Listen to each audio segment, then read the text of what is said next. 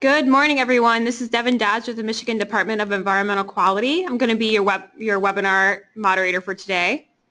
Thanks for joining us for another episode of our award-winning sustainability series, where we try to focus on examples of real-life sustainability practices from our business partners that can be implemented within your organization. Today's training is all about rebuilding customer trust with stronger sustainability communication. Joining us all the way from California for today's training is Mike Hauer. Mike is a sustainability strategist and storyteller focused on advancing purpose-driven business to improve social and environmental outcomes. His unique perspective informs his ability to cultivate powerful narratives that effectively engage a variety of stakeholders in pursuit of the triple bottom line. Few housekeeping things before we hand the floor over to Mike. Remember, you can tweet with us today. We're using the hashtag MISustainability. We hope that the sustainability conversation will continue on Twitter during and after the webinar. If you have any questions, you can type it into the GoToWebinar chat box as we go. All questions will be answered at the end of today's presentation. Just a reminder, all lines are muted, so don't worry, we can't hear you. We are recording today's webinar. We will send out an email link to you so you can have an on-demand version that you can share with yourself later or your colleagues. Also today in the handout section, you will find a PDF available that you can watch while we go.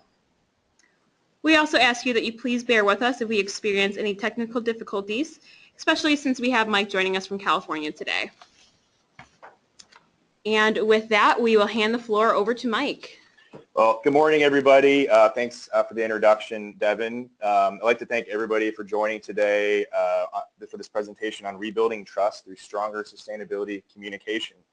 As you guys have already heard, I'm based in San Francisco, currently a sustainability and communication strategist at Edelman. My experiences have taken me from our nation's capital in D.C. to nearly 30 countries across the globe, studying and reporting on sustainability and resilience in South America, Africa, Asia, you name it. So my background kind of spans sustainable development, sustainable business, and the triple bottom line, as you've heard. I'm also formerly a journalist for GreenBiz, where I've reported on a variety of issues, including supply chain, energy, water, waste, everything under the sustainability sun. And currently, my role at Edelman, I work with some of the world's leading companies on corporate sustainability, CSR, and cause marketing. So Edelman, if you haven't heard of us, we're a leading global communications marketing firm that partners with some of the world's largest and emerging businesses and organizations, helping them to evolve, promote, and protect their brands and reputations. We're the world's largest independently owned public relations firm, and we employ around 6,000 people in 65 offices around the U.S., Canada, Europe, Latin America, Asia, and Africa. But what I do at Edelman isn't traditional PR. In addition to helping companies tell their sustainability stories, I'm part of a team that helps them make their stories. So it's not just about telling your story, it's about pushing brands and companies to figure out how can they actually become better so that they can tell better stories. So the business and social purpose is the team I'm with. We're a boutique offering within Edelman comprised of subject matter experts united by our belief in the power of business to solve social and environmental challenges. So some of my clients include the North Face, HP, Akashi, Bridgestone. With North Face, I work with them on sustainability communication, focused on conservation, climate change, and outdoor exploration. These are some of the pillars of their purpose as a company and as an outdoor brand. Their main objective is to help empower people to explore the outdoors, and part of that mission is making sure the outdoors are there for people to explore. And we're going to talk a little bit more about purpose a little later, and that's a big part of what I do here as well. With HP, we're also helping them engage customers and stakeholders on their efforts to reduce their climate impacts across their operations. They're doing a lot of interesting work with circular economy, which if you haven't heard of, it's basically the idea that waste is an artificial concept that we can change. They're working on redesigning their products so that their end of life can create new life and new products. Akashi, I'm also working with them on engaging their customers on sustainable agriculture issues. So do a lot of work with a lot of diverse brands, across a lot of different sectors here, across apparel, tech, and agriculture. So some of our learning objectives for today, if you could come away with anything, it'd be these 4 objectives. Understand what sustainability means for your business and why it matters. Obviously, if you're listening to this, you're probably already drinking the Kool-Aid. You understand why sustainability matters, but I really want to get you thinking more about how you can sell this to the people that haven't been sold yet. And that's a big part of what I do here at Edelman. It's how do you communicate these ideas that can be really complex and often politically charged to the masses. To get your stakeholders on board. Developing a grounding in the sustainability storytelling process. A lot of this might sound familiar if you have a communications background, but just tailoring it more specifically to telling sustainability stories sustainability provides a lot of opportunities for telling interesting stories, but it's not as easy as traditional communication, so we're going to get into that a little bit more later. And yeah, learning best practices of sustainability storytelling. Throughout my time, I've seen some of the best storytelling, some of the worst storytelling. So just want to give you guys a little cheat sheet on how you can employ these for your businesses. And ultimately, I want you to leave this webinar with knowledge you can use immediately to strengthen your business's sustainability communications. I know you guys don't have a lot of time. And especially when if you're a small, medium-sized enterprise, you probably don't have time and resources to devote too much time to communication. So I want to tailor this specifically to those of you that might be a one-person show where you can apply this immediately. So trust is in short supply these days. Across government, business, media, and NGOs, we are witnessing one of the largest ever drops in trust in recent years, according to the 2017 Edelman Trust Barometer. According to our survey, more than half, 53% of those surveyed, said that they believe the current overall system has failed them and that it's unfair and offers little hope for the future. Only 15% believe the system's working. And you can kind of see that reflected in the media and our political climate. Just all around, we're just seeing a record low level of faith in the core institutions that make society possible.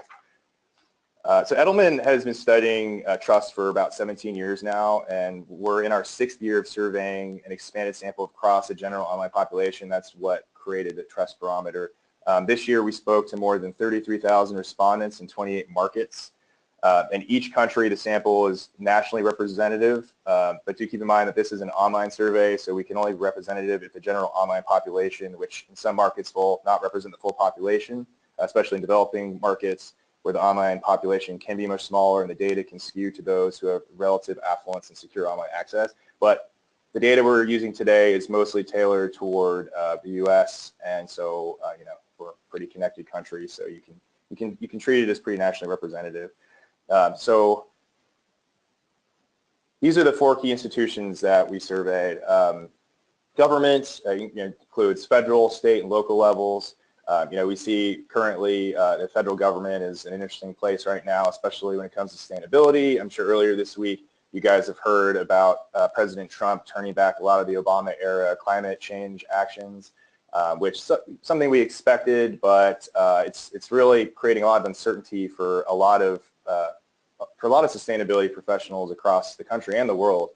Although over the years we have seen a lot of the leadership shifting from federal to state and local level anyway, so should be an interesting couple of years to see if that continues to be the case. Businesses also have lost trust, although as I'll mention in a minute, they also have the biggest opportunity for regaining trust. NGOs, international organizations, charities, nonprofits, they've also have lost trust from the public for various reasons. And media, which you've probably also been aware of, is we're in an interesting time for the media because people just don't know what to believe anymore. Newspapers are in decline across the country. The rise of blogging and fragmented media, social media. People are getting their news from so many different sources now, and a lot of time there's fake news out there, so people don't know what to believe. Another thing that we're seeing too is the rise of so-called echo chambers. So if back in the day, you would get your news from maybe Walter Cronkite or three news anchors who just told you the news, and then you would come out with your own conclusions. Whereas today, there's an endless supply of media outlets tailored to whatever political beliefs you have. So if you want to, if you're conservative, you can go to one source. If you're liberal, you go to another source and just kind of hear what you want to hear and not necessarily what's real. And that's leading to a lot of decline in faith in the institution of media. And this couldn't have happened at a more inconvenient time. Global atmospheric concentrations of carbon dioxide are at unprecedented levels compared to the past 800,000 years, and global temperatures continue to rise. Last year was the hottest year on record, according to NASA, and the 10 warmest years on record worldwide have all occurred since 1998. Extreme weather events, including wildfires, drought, coastal flooding, and more violent storms continue to grow in intensity and frequency across the globe. We've seen that here in the U.S. with Hurricane Sandy. Here in California, although this year has been a little bit better with the rains, we've been suffering through a record drought that's really affected our economy. And overall, we're just seeing more unpredictable weather, which is going to cause more economic damage down the road and just create uncertainty, which, as you know, for businesses is not a good thing. Meanwhile, we've also seen declines in wildlife populations around the world. A recent report from WWF found that over the past couple of decades, wildlife populations have dropped by more than half, which is very disconcerting. On the other side of the equation, we're also seeing growing economic inequality, poverty, and human rights issues around the world, and even here at home in the U.S. The U.S. unemployment rate has dropped to 4.7%, but many aren't feeling the benefits of the end of the Great Recession.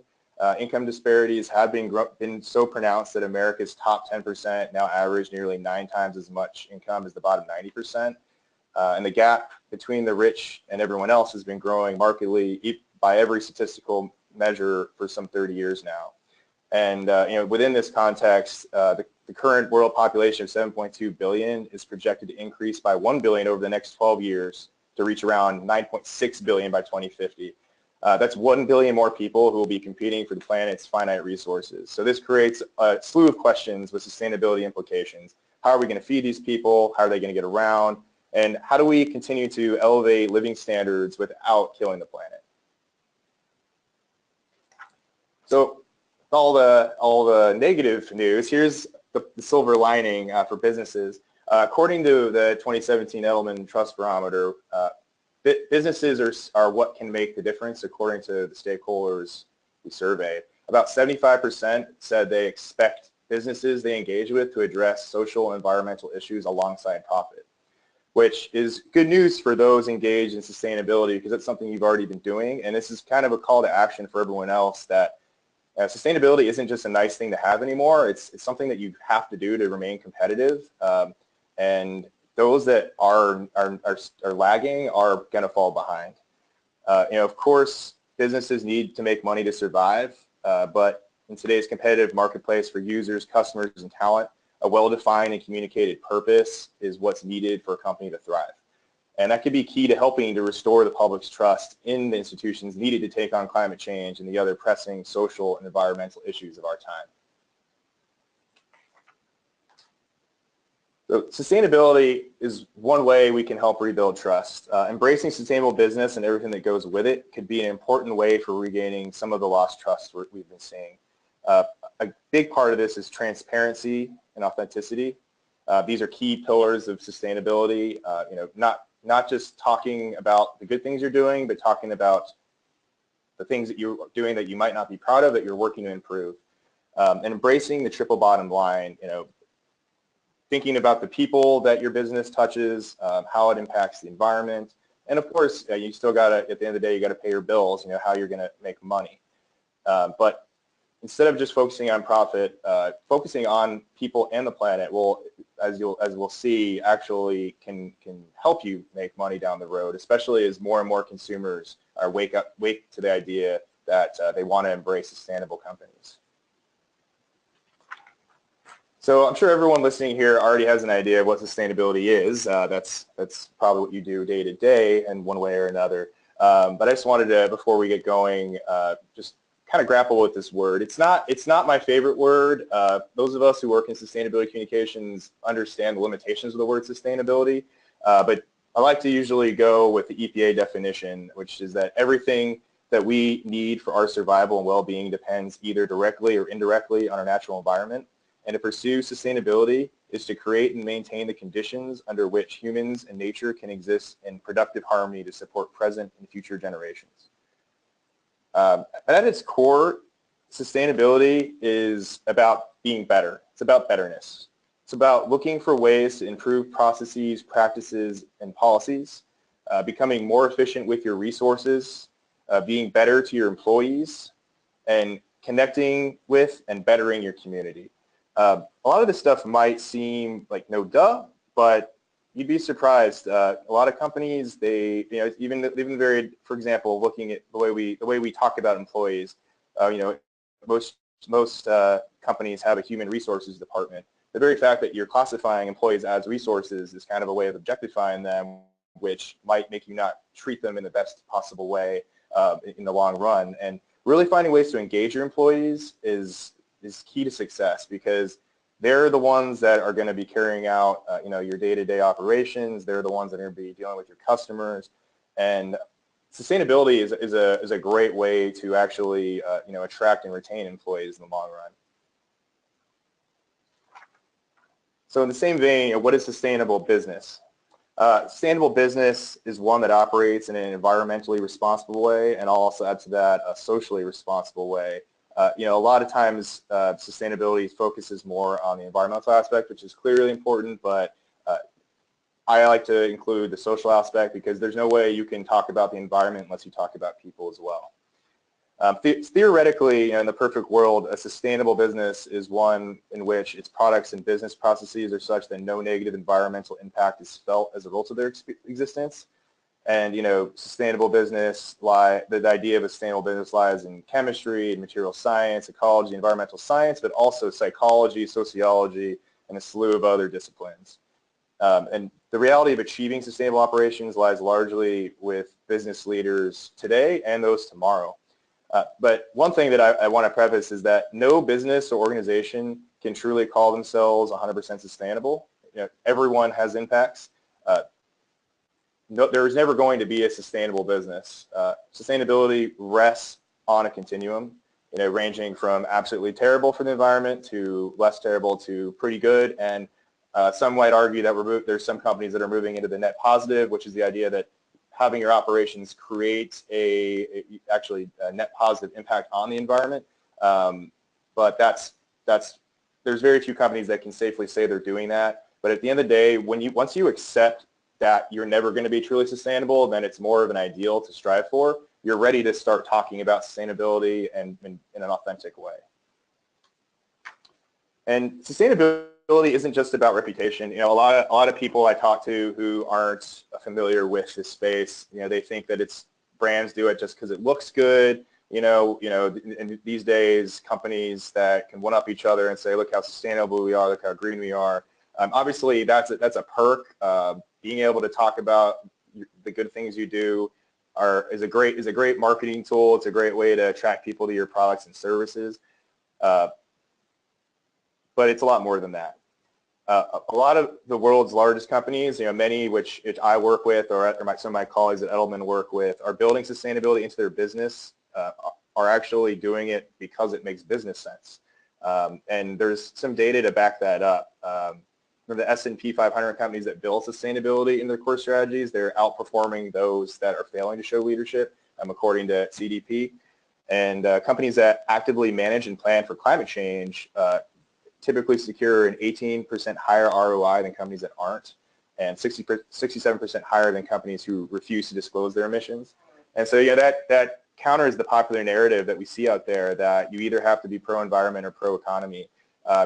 This week when I was reading about the climate change news coming out of Washington, I even saw a lot of media reporting that this was a pro-business, a pro-job creation executive order, when at the end of the day, it's up to businesses that understand the triple bottom line and understand the value of sustainability that they need to lend their voice to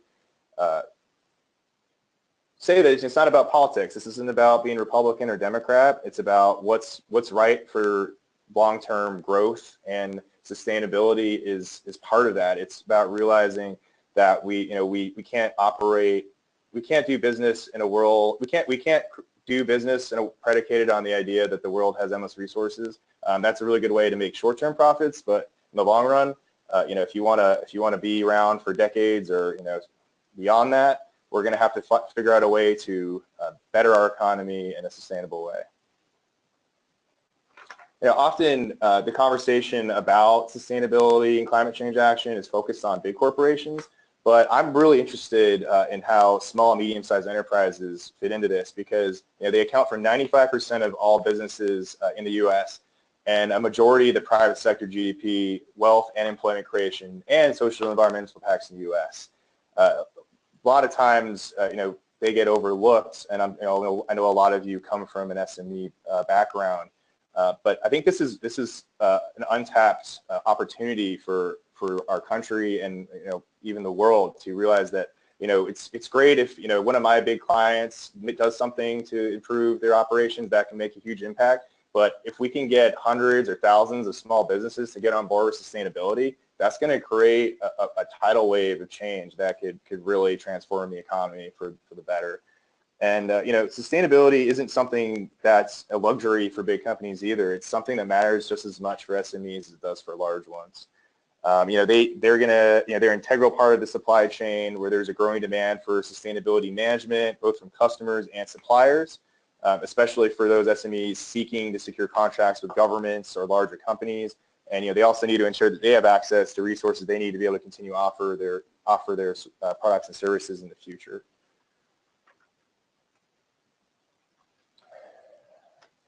Like I just said, sustainability isn't just for the big fish. SMEs might lack the resources to launch massive corporate sustainability programs like some of the companies I work with, but acting to integrate sustainability into your core business strategy is just as important for you. The good news is that there's growing evidence that sustainability initiatives such as those to reduce carbon footprints can help to improve the bottom lines for SMEs as well. Companies of all shapes and sizes, for profit or not, public or private, across industrial sectors stand to yield significant benefits from adopting sustainable business practices.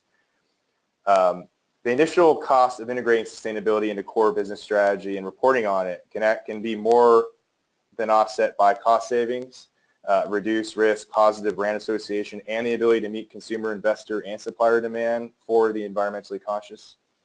So what does that mean? Reduced risk. Risk management it's probably something you're concerned with a lot. You're probably dealing with a lot of environmental regulations. I know a lot of you are really more focused on the risk aspect of sustainability. But if you build sustainability into your company's core operating mission, your job is going to be a lot easier. It's about being proactive as opposed to reactive. And it's always easier said than done, of course, but if you are constantly grappling with this issue and how do we make our supply chain better, how do we source our products more ethically in an environmentally friendly way, you're going to win out in the long run. And it's really about taking the long view as opposed to the short view. So now that we've established why sustainability matters for small businesses and large businesses alike, I wanted to walk you through the way that I typically think of the sustainability storytelling process when I'm working with my clients.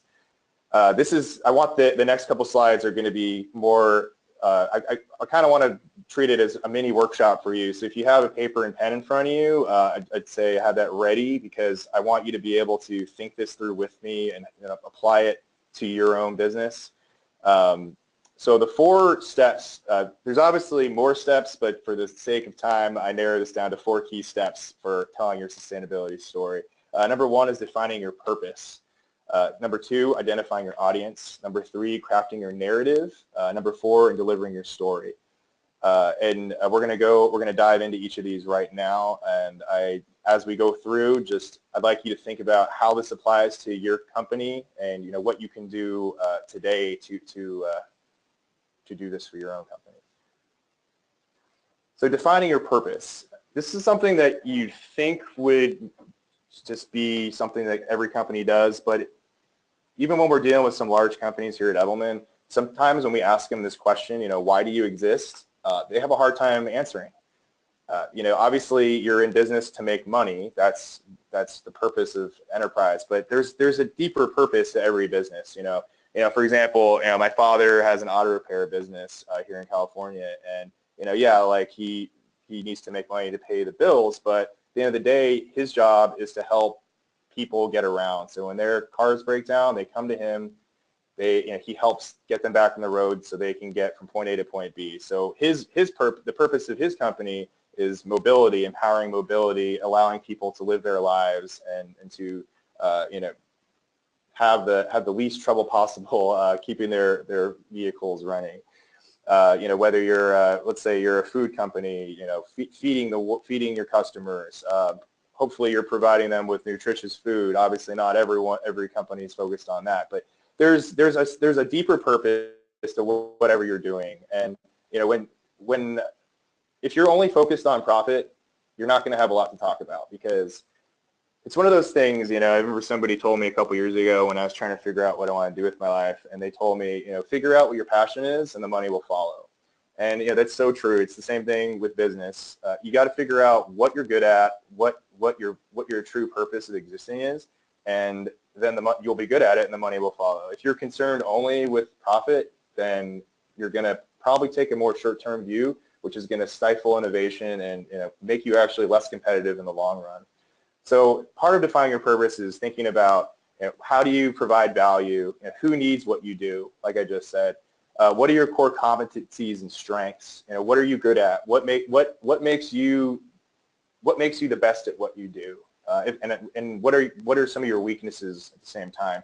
What can your company do to improve, to identify the holes and fill them?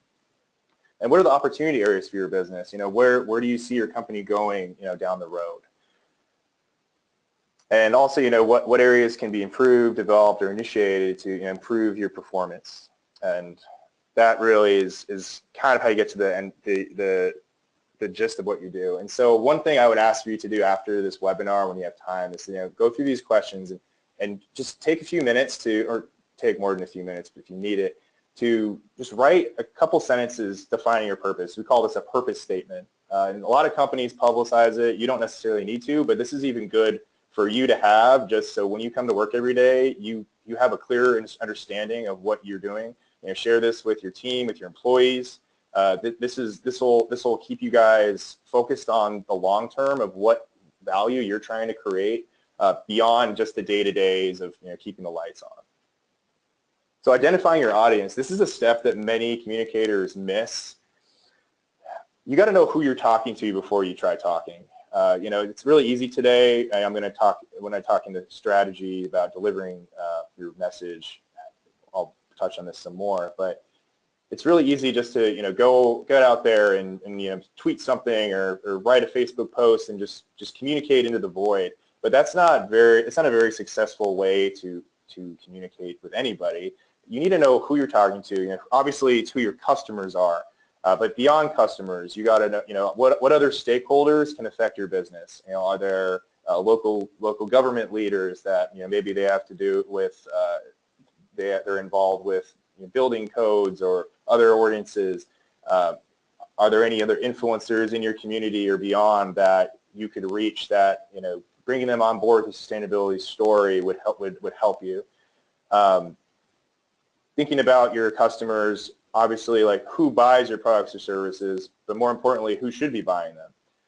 One of the biggest opportunities for companies that are investing in sustainability is that more and more consumers want to buy products that they know are ethically produced, and that includes both socially and environmentally. So if you can honestly tell people, hey, we care about sustainability and we incorporate that into everything we do, and this product that you're buying is better for the world than maybe our competitors, that's going to create a competitive advantage that goes a long way to helping you at the bottom line.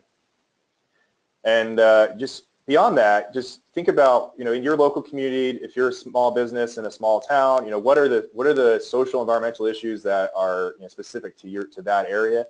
Think about the local context, the state context, and even the national context of what's going on in that conversation. So crafting your narrative. You'd think this would be one of the easiest steps, but it's also one of the most difficult, and it's closely related to your purpose. So once you have your purpose set and your audience established, you really got to figure out what's the story you're trying to tell here. A good place to start is to think about, where and why did your company's sustainability journey begin? Did it start with the founding of your company? For most companies, that's probably not true. Most companies were not started, especially if you've been around for a while, were not founded on an environmental mission. But that's okay because, like I said, sustainability rests on a continuum, and that's one of the things you need to factor into your storytelling is that even if you started out maybe is not the most sustainable company, that's actually a great story right there. Is that hey, we're owning up to our past. We recognize the value of embracing sustainability. And these are the actions that we have taken and we plan to take to improve. And that ties into the whole transparency thing. It's like, don't be afraid to hide behind things you're not proud of, because if you're making an honest effort to improve your operations, it'll empower you to be more transparent, because you can say, hey, we did this, but this is the way that we recognize that's not how we want to do business, and we're going to change. Talking about your challenges you face so far with your sustainability journey. There's an endless slew of challenges. A lot of times it has to do with finance. Like how do you find the money to invest up front into your sustainability operations? What are the problems of getting, if depending on how big your company is, sometimes getting high, C-level buy-in can be difficult. If you're a smaller company, focused on day-to-day operations, how do you break away from the smaller view to look at the longer view? And also, like I mentioned, what failures have you endured? Maybe you tried something to improve sustainability in your operations and you failed. That happens a lot. Even with big companies, there's a lot of failures out there, and being able to talk about them is another part of crafting this transparent story that is going to build trust in your customers and your communities. And I think it's really important too that when you're crafting your narrative to tie it into what your local community is doing, what Michigan is doing, and what the country is doing with this current conversation. And for those of you that aren't from Michigan that are listening in, think about from your own states or whatnot. Each region has its own set of sustainability issues. What California is dealing with isn't the same thing that Michigan is dealing with, or Florida. You really got to think from that perspective. And if most of your customers are coming from your local community, you should tailor your messaging to what's going to be most relevant to them. And another thing that's really important in your storytelling is, what is your vision for your company? Where do you see your company in 20, 30, 40 years or beyond? And this is, again, taking the long view. We tend to think in terms of quarterly profits and what we're going to do next week. But where do you see your company going down the road? Is your goal to become carbon neutral in 10 years, 20 years? Is your goal to reduce waste, improve water efficiencies? Make sure that your products are recyclable, whatever.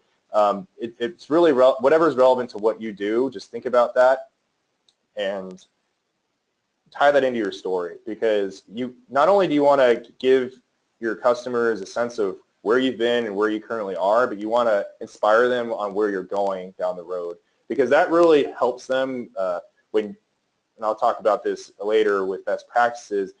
You want to empower customers to feel like they're the hero, that they're by engaging with your company and your products, that they're making a difference. And I'm saying this only if you should only talk about this if it's true. Again, I'm going to talk about this later, but you don't want to greenwash. You want to be authentic, and you don't want to necessarily promise, hey, if you buy this product, you're saving the world. But at the same time, you're empowering customers to reduce their impacts through your products and services, which is the key of what we're doing here. So delivering your story, this is where it can get tricky depending on the size of your company. Like the companies that I work with typically have large communication staff. and budgets where they can invest a lot in a lot of these areas that we're going to talk about. But I really wanted to focus more on, what can a small business do or medium-sized business do to get their story out there. And luckily, we live in an age where a lot of this stuff isn't that expensive. Media relations, that's something that small, medium-sized businesses don't always think about. But, even if you just spend, a couple hours a week trying to read your local news, see who's covering what, that might be relevant to your business, and reaching out to these reporters and just saying, hey, here's how what I'm doing ties into what you're writing about, especially if it's related to sustainability. Own content, this is related to blogging, things like that. It's pretty easy for anyone to have a blog today. If you have a WordPress site, you can run that on your own, depending on what your company does. Maybe it will make sense to have a blog, maybe it won't. But this is an opportunity to really define your voice and convey your purpose to your stakeholders. And it's also a great way to drive organic traffic to your site, which can create additional customers. And like I said, sustainability stories tend to be the most interesting ones. So, if you have some really cool stuff you're doing, you're talking about, you can use blogs to deliver your content. And of course, social media, Facebook, Twitter. If you're feeling dangerous, you could look into Snapchat or Instagram. There's an endless way of connecting with your customers through digital media. Events and people are pretty closely related, but having a presence at industry events, sustainability events, if they're taking place in your area, if it makes sense to join, just like putting a face to what you're doing is very helpful. And people at the end of the day are the ones that are going to be spreading your story the most, and that's one of the added benefits of sustainability storytelling is that people tend to advance it on their own. People love to talk about things that are good for the planet and for people. So, like we see it all the time with a lot of different products. People saying, "Hey, I bought this, eco-friendly bag," and they'll promote it for you. So if you're a bag company, that's great for you. That's free PR. And so just investing in sustainability kind of creates its own opportunities for amplifying your story through people. So what are the best practices of sustainability storytelling? Some of these might seem obvious, but you'd be surprised how many companies fail when it comes to some of these basic principles. So being authentic, that again is about being honest about your impacts. It's about not promising more than you can deliver, avoiding puffery. That's more focused on, we see this a lot with a lot of companies that invest in sustainability, that they want to talk about, look how great we are, look, we're saving the world, we're amazing. Again, that's companies that tend to talk that way. They aren't thinking in terms of sustainability as a continuum. As we already know now, there's no such thing as a sustainable company. So I still see copy on some even large companies' websites where they say we are a sustainable company, and they have the best intentions, but especially me with my journalistic background, that sets off my greenwashing flags, because that tells me that they don't understand the principles of sustainability as a continuum. Communicating clearly, obviously that's important, but again, with sustainability issues, we're dealing with some really complicated stuff. It can be very difficult to communicate what you're doing, especially if, let's say you're trying to talk about how you're reducing emissions in your operations, or, you're investing in solar or whatever.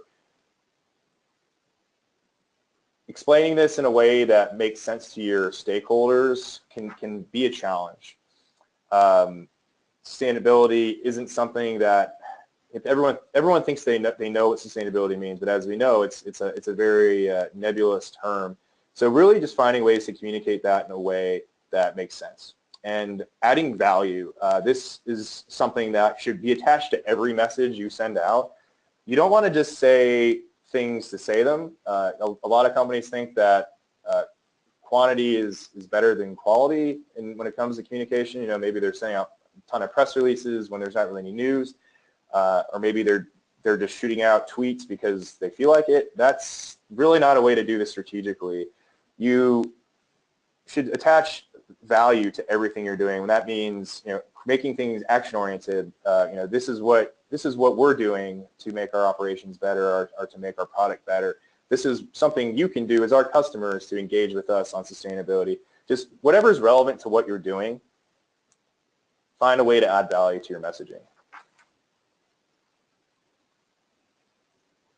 So, I'm a professional writer and communicator, and I do like Shakespeare, but one thing that drives me crazy in the world of sustainability communication is people are really dramatic. We are dealing with some serious issues here. Like it's really common for companies talking about this stuff to talk as if they're, the sky is falling, and yeah, like we're dealing with heavy issues. We're dealing with stuff that climate change impacts, that wildlife extinction, social inequality. All these are really serious issues, but you don't want to overwhelm your sustainability communication with the world's ending, we're all screwed.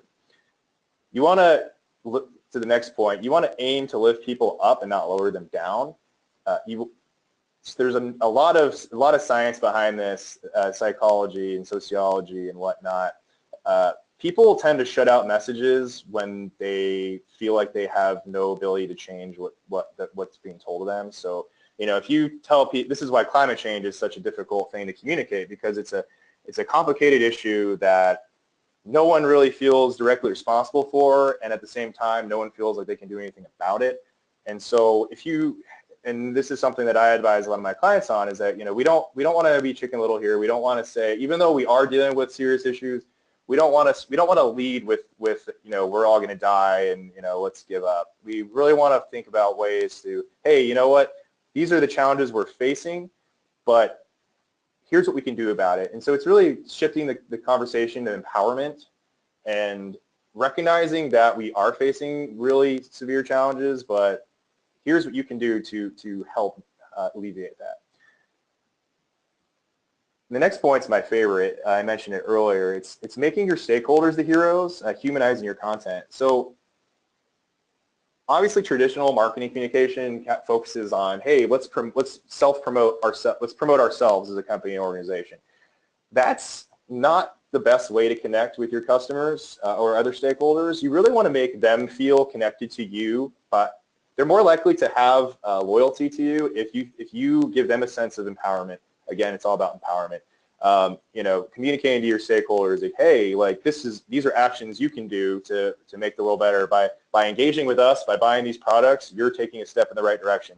A lot of people are looking for ways to make a difference, more than you'd think, and they want these opportunities to come their way. So if you can communicate to them, let's say that you I don't know, let's say that you produce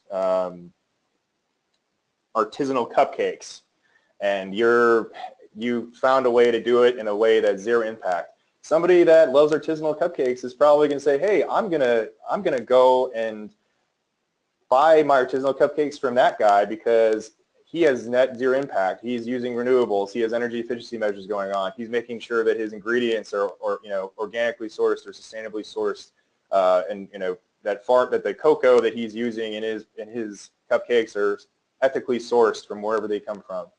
These are all opportunities to make your stakeholders the heroes. And then putting into context, again, we're dealing with really complicated issues, and it can be really easy to be too dire, but you also shouldn't be overly positive. You don't want to say, hey, by buying this artisanal cupcake, you're saving the planet. Obviously, you're a cupcake company. You're not changing the world completely, but the idea is that you're part of a broader movement to shift the economy in the right direction. So you don't want to inflate your impact or your role. At the end of the day, you want to put your information into context of the larger sustainability issues we're facing, and just show how your actions fit into that big picture. Using facts, yeah, that's something that we don't see a lot of across business and politics these days, but it's really important when you're talking about sustainability, because most of the stuff we're dealing with here is rooted in science, but it's really easy for us to just get behind, especially those of us who drink the Kool-Aid, to just say, hey, we should do this just because it's good, right? Because I believe in a sustainable world, we should do this. But not everyone's going to be sold on that. And as great as it is to appeal to emotion, backing that up with facts is critical. And that's why leading with the business case is something that we often do with our clients here, is that if you talk about you're investing in sustainability because it makes business sense in the long run, not just because, yeah, of course you might do it because you believe in a better world, but all this stuff makes sense in the long run if you have data to back it up. And so coupling your messaging with proof points is critical. Being a guide. It's just like, as I said before, sustainability is a difficult thing to understand, even for experts. It covers so many different disciplines and industries. It's really, really difficult to ever be an expert on sustainability. And you can't expect your customers to be that way either. And, that's why, just like I just said, give facts to your customers, but at the same time, you don't want to inundate them with information and expect them to absorb it. And that's not dissing your customers or saying they're not intelligent. There's just only so much the human brain can take, and sustainability issues, whether it's climate change or waste or anything, it's something that the average person will be overwhelmed with if you just dump everything on them. So be a leader and guide your customers through. Show them what the problem is, define the problem in ways that are relevant to them, and also show them how they can act to improve. Don't try to please everyone. This is something that you probably wouldn't expect to hear from someone who works in communications, but it's really true. You gotta be authentic. And this is, again, tied to your purpose. Like, once you have an established purpose and a solid purpose, you know what you stand for as a company. And if you stick to that and build everything you do around that, it's going to be a lot easier to stick to that, even when you're maybe not making everyone happy. I mean, it's very possible that, and especially in this highly politicized world we're in at the moment, communicating about climate, you might even be afraid to admit to your customers that you believe in climate change. But that's up to you whether or not you want to communicate that stuff. But if you truly believe in your mission and being more sustainable in a better world, you shouldn't be afraid to piss a few people off. And at the end of the day, if you're being authentic and honest about it, in the long run, maybe you'll even change some minds. If you're a company that's, if you're doing something that makes business sense and your customers that might be skeptical of, the whole environmental mission, if they see that you're doing it, you're making money off it, maybe you'll change a few minds in the long run, which could help make a difference in the greater narrative we're seeing around the country. But again, stick to your purpose. You need to be who you are. This is about making your community and the world a better place. And if you focus on that, you're going to win the hearts and minds of your customers in the long run, rather than just trying to please everybody. You also want to avoid platitudes. This is something that I see every day with people communicating on sustainability and other things. Overextended statements that sound like platitudes can put you in danger of greenwashing. For example, saying things like, we are, like I said earlier, saying that we are a sustainable company instead of saying we are working to become a more sustainable, or we are a company focused on sustainability. Making yourself seem like Captain America is not the best way to go, because people are skeptical. People know that you're a business, and a lot of companies that are investing in sustainability really want to jump the gun and just say about how great they are, and it's great to self-promote, but you need to make sure that your messaging is, again, authentic and relevant and rooted in reality. You don't want to say things that you can't back up. A really good test for greenwashing is, if you can't clearly demonstrate it, don't say it. So, if you say, our company has 0 environmental impacts, which no company could really ever say, but saying that is going to open the door for a lot of risk, because your customers will call you out on that and say, hey, well, what about this impact you didn't think about? And that's why it's always better, like I said, fall back on the idea that sustainability is a continuum, and you're never, maybe you're in the middle of that continuum, maybe you're, toward the higher end or the lower end. Just focusing all of your communication around that reality and making that clear to your customers that you're not saying that you're perfect and that you're perfectly sustainable, but you're working on it, and you are prioritizing sustainability in your day-to-day and long-term. That's going to create a bond with your customers and other stakeholders that is going to be difficult to shake. All right, well, that's the end of what I have for you today. But just to kind of recap everything, I just wanted to say that sustainability is a journey. It's a continuum. It's something that whether you're just starting now or you've been doing it for a while, you need to accept that it's something that will never end for your company. It's something that you need to build into your day-to-day operations, into your mission. And if you don't already have a purpose statement, really going back to thinking about why you're in business in the first place, who you're trying to help, who's going to benefit from your products and services, and then figuring out, how can we do this in a way that is not going to be a negative on our environments or our communities, local communities, or even global communities, depending on your supply chains. And yeah, just I really hope that everything that I covered today you can apply, immediately. If you have any questions, feel free to reach out. I'm happy. I think they're going to provide this PowerPoint to you to download, so you're welcome to use the questions that I went through. Maybe sit down with them when you have some time and see if you can answer them for yourself. And yeah, thank you so much. Thank you, Mike, for the great discussion. So now we are going to be answering some of your questions. We already have some flowing in. If you have any additional questions that you'd like to ask Mike now, please type them into the GoToWebinar question box over on your right-hand tab.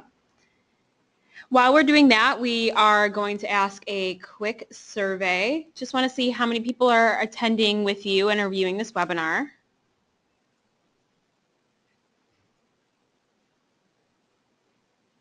Give that a couple more seconds here.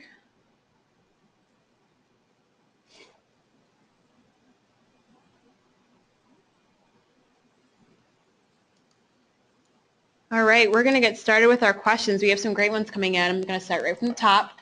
So the first question here for you, Mike. Should a sustainability story acknowledge negative perceptions of an industry? If yes, will you share an example of how to do that? Yeah, so I would say yes, but think about it strategically before you do it.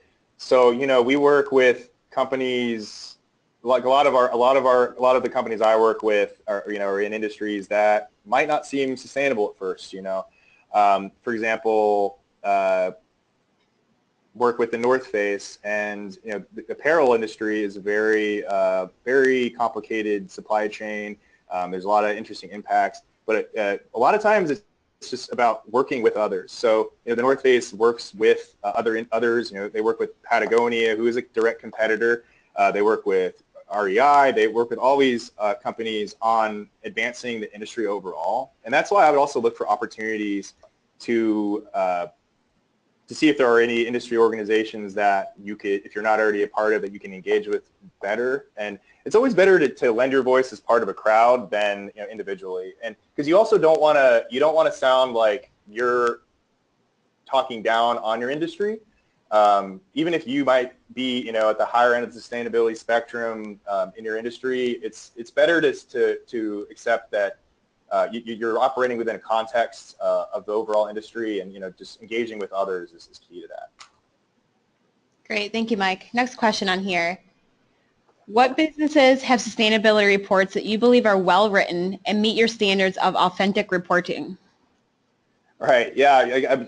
A lot of you are probably surprised I didn't touch on sustainability reporting. I'm really torn on the sustainability report. There's been so many articles written about, is the sustainability report dead? I don't think it's necessarily dead, but I do think that a lot of companies invest more time and money into reporting. Well, reporting should definitely be a thing, but the traditional medium of sustainability reporting, of producing a PDF that gets posted on your website that nobody reads is not really the best way to engage your stakeholders on sustainability. So to answer your question, what are some of the best sustainability reports? I know Microsoft has, I mean, again, these are all big companies, but Microsoft has a pretty good sustainability report. Usually they're pretty dynamic with a lot of imagery and video. I would say that one of the things that I've seen, the trend that I've been seeing is that, especially as we enter a more digitized age where everyone's got a smartphone in their pocket, the future is going to be about instant reporting. You're not necessarily going to have an annual report. You're going to have constant updates that your stakeholders might be able to access through an app. We're not there yet, but increasingly so. Reporting is going to be in real time, and you're going to be less focused on writing this report and more on how can we deliver that. And that's another thing. So before we get to that level of technology, some of the strategies that I talked about today, think about how you can take an integrated approach. Like, yeah, a lot of companies need sustainability reports for shareholder purposes or for risk management purposes, but that shouldn't be the end of what you do. You should really think about how you're going to deliver that information to your customers specifically, because I guarantee you that very few of your customers are ever going to take the time to read it. When I was writing for GreenBiz, I used to sift through those things to write about reports, and I can tell you that even for somebody like me that's interested in this space, they put you to sleep half the time. So yeah, I would if you wanted to think about that, I would say finding ways to not necessarily worry too much about the report itself, but how you're going to deliver it. Thank you. All right, next question we have on here, good one to ask actually. What is the Edelman Trust Barometer? About how many people are generally surveyed? So I touched on this at the beginning. So hold on one second. I'm going to reference my notes from that. So the Edelman Trust Barometer, it's a piece of IP that we have here at Edelman. It's something that we've been, this is our 6th year of surveying general online population. This year we spoke to around 33,000 respondents in 28 markets. So we have several markets. The U.S. market is the one that we're most concerned with through this particular webinar, but it's nationally representative, and it's really just it's the general population that we're looking at. Great. And the idea behind it is just trusting levels, so the levels of trust in these key institutions, so government, business, NGOs, and media. And that's something that's really difficult to measure. If you want to get the more nitty-gritty details of our methodology, you can email me and I can direct you to our website that's got some more of the details on that. Great. All right, it looks like our last question up here. For publicly owned companies, how do you balance telling the sustainability story versus getting the facts and data to investors and analysts who use the data to rate and rank your company? Yeah, that's a really good question. It's a balance. You got obviously when you're a publicly traded company, you need to, and it's actually more important, I would say, because when you're publicly traded, transparency is something that's going to be even more important to what you do. You can't hide things, and the more you own up to what you're doing, the more you're going to please your investors, and the more you're going to please your customers. And so I would say, if you're where you should be in the sustainability spectrum, you should really feel just as comfortable talking to your customers as your investors on what you're doing. Great. Thank you so much, Mike, for joining us today and really furthering this conversation in sustainability. Just a few quick takeaways from today that I think we can really all hone in on is how to tell your sustainability process. So defining your purpose, identifying your audience, crafting your narrative, and really delivering your story. Thank you all again for joining us today. And remember, the Pollution Prevention and Stewardship Unit administrators have several programs that we can use to support your actions today, such as integrated assessments, partnership programs, and small business pollution prevention loans. Remember to expect a follow-up email from us that will contain an evaluation survey and also have the recording of today's webinar and information. Also, just going to put a plug in for a few of our upcoming events. Our next sustainability webinar will be on April 20th. We had the Ellen MacArthur Foundation discussing the business rationale for the circular economy. We have a save the date for our Great Lakes and St. Lawrence Green Infrastructure Conference. That is May 31st through June 2nd of 2017. And we're very excited to tell you that our Michigan Sustainability Conference is coming back for 2017. It will be in Detroit on September 14th. Thank you again so much for joining us today. Thanks, everybody.